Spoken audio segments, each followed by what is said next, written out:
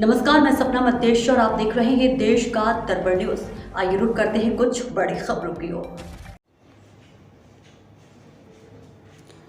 जब 2014 में प्रधानमंत्री मोदी के नेतृत्व में भाजपा की पूर्ण बहुमत की सरकार बनी थी, तब से देश में लगातार विकास के आयाम स्थापित हो रहे, देश की प्रतिष्ठा में वृद्धि हुई है।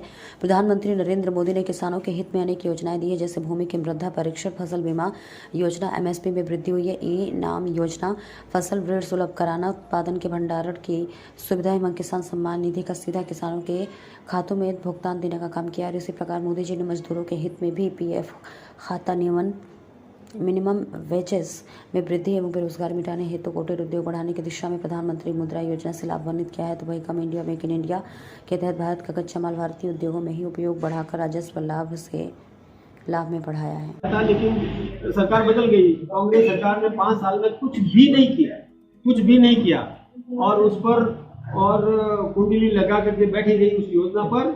और फिर से जब भारतीय जनता पार्टी की सरकार आई, हमने काम शुरू कर दिया है। निश्चित रूप से 2 डैम अभी पहले बन जाएंगे, 2 डैम का काम बाद में होगा, 3000 करोड़ का काम पहले हो जाएगा। और ये दूसरी योजना जो जोधपुर से पानी पाइपलाइन के माध्यम से रोड तक जो व्यवस्था करी है, तो उससे भी लाभ मिलेगा।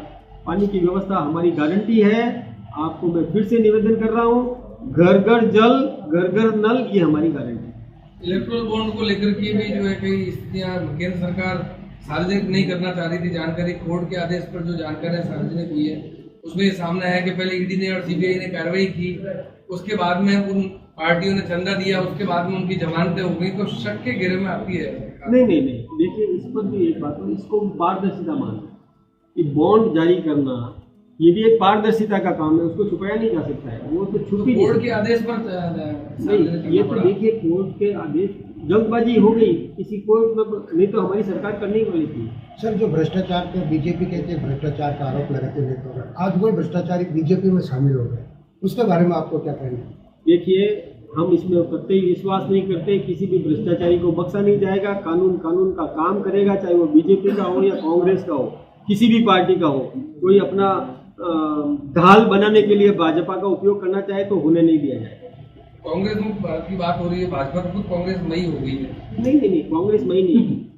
कोई यदि देखिए, कोई नया तो ये जो मुख्य यूपीए का मुख्य दल था कांग्रेस, वो उस भ्रष्टाचार को बर्दाश्त कर लेती थी। खुद भी भ्रष्टाचार में अखंड डूबी हुई थी, और जो सहयोगी और भ्रष्टाचार कर रहे थे तो उसमें वो और इग्नोर करती थी, भ्रष्टाचार होने दिया। तो देश का बहुत बड़ा नुकसान हो गया, देश बहुत पीछे रह गया।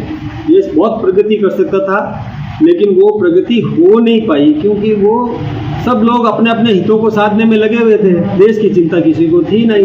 दुनिया में भारत की प्रतिष्ठा गिर चुकी थी।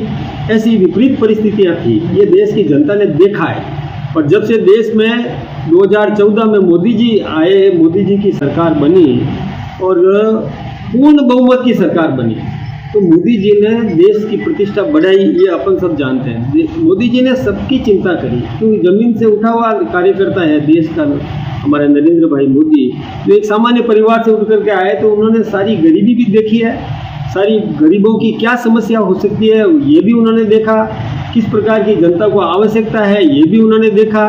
और देश, क्योंकि गुजरात के मुख्यमंत्री भी रहे और आयाम वहाँ स्थापित किए, तो उनको पता है कि देश को किस प्रकार से सुदृढ़ करना चाहिए। इस दिशा में उन्होंने काम किया।